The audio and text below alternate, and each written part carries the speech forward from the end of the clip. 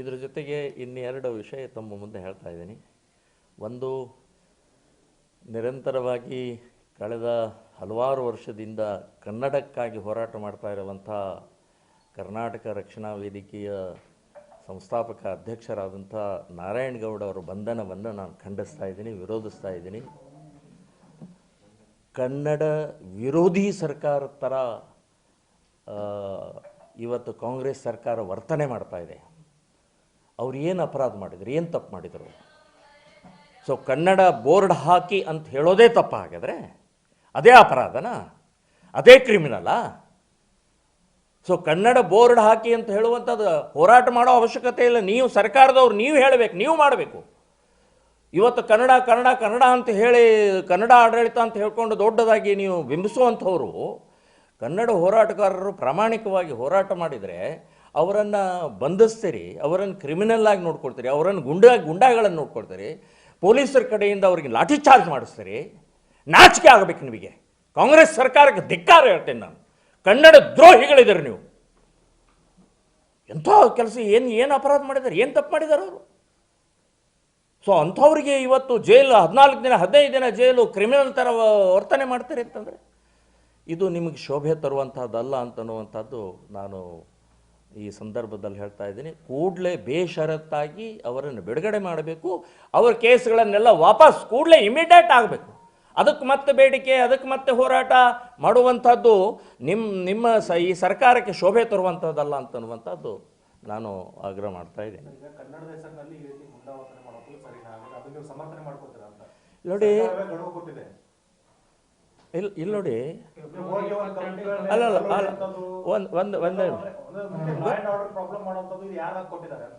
ಗೊತ್ತಾಯ್ತು,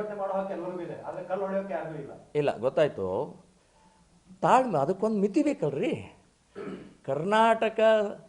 ಕನ್ನಡ ಆಡಳಿತ ಕರ್ನಾಟಕದಲ್ಲಿ ಆಗಬೇಕು, ಮಾಡಬೇಕು. ಎಷ್ಟು ವರ್ಷ ಹೋರಾಟ ಮಾಡೋದು? ಎಷ್ಟು ಮನೆ ಕೊಡೋದು? ಎಷ್ಟು ಬೀದಿ ಧರಣಿ ಮಾಡೋದು? ಒಂದು ಮಿತಿ ಬೇಕಲ್ಲ. ಅದ್ರ ಮೀರಿ ಹೋಗಿರುತ್ತೆ. ನೀವು ಬೇಡಿಕೆಯನ್ನು ಈಡೇರಿಸಲಿಲ್ಲ ಅಂತಂದರೆ ಸಹಜವಾಗಿ ಸಿಟ್ಟು ಬರುತ್ತೆ, ಆಕ್ರೋಶ ಬರುತ್ತೆ. ಗುಂಡಾಗಿರಿ ಮಾಡಬಾರ್ದು, ಸರಿ, ಓಕೆ. ಆದರೆ ಅದಕ್ಕೊಂದು ಮಿತಿ ಎಲ್ಲಿ ಏನಿದೆ ರೀ?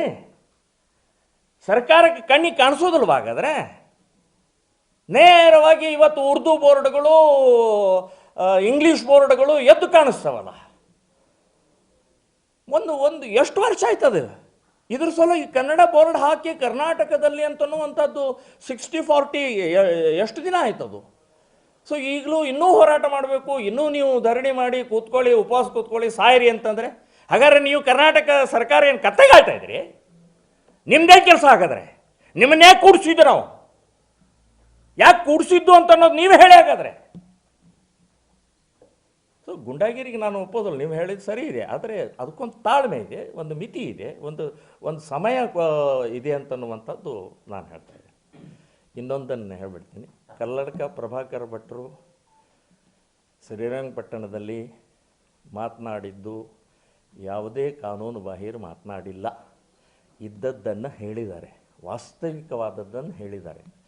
ಸೊ ಅದನ್ನೇ ವಿವಾದಾತ್ಮಕ, ಅದನ್ನೇ ಕಾನೂನು ಬಾಹಿರ, ಅದನ್ನೇ ಪ್ರಚೋದನಕಾರಿ ಅಂತನ್ನುವಂಥ ಬಿಂಬಿಸಿ ನಜ್ಮಾ ಅನ್ನುವಂಥ ಒಬ್ಬ ಸಾಮಾಜಿಕ ಹೋರಾಟಗಾರ್ತಿ ಕೇಸ್ ಹಾಕಿದ್ದು ತಪ್ಪು.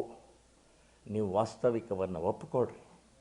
ಸುಮ್ಮನೆ ಈ ರೀತಿಯ ಕಾಂಗ್ರೆಸ್ ಸರ್ಕಾರ ಇದೆ ಅಂಥೇಳಿ ಹಿಂದೂ ನಾಯಕರ ಮೇಲೆ ಕೇಸ್ ಹಾಕುವುದನ್ನು ನಿಲ್ಲಿಸಿ ಕಲ್ಲಡ್ಕರ ಪ್ರಭಾಕರ ಭಟ್ರ ಮೇಲೆ ಕೇಸ್ ಹಾಕಿದ್ದನ್ನು ನಾನು ಖಂಡಿಸ್ತಾ ಇದ್ದೀನಿ, ವಿರೋಧಿಸ್ತಾ ಇದ್ದೀನಿ.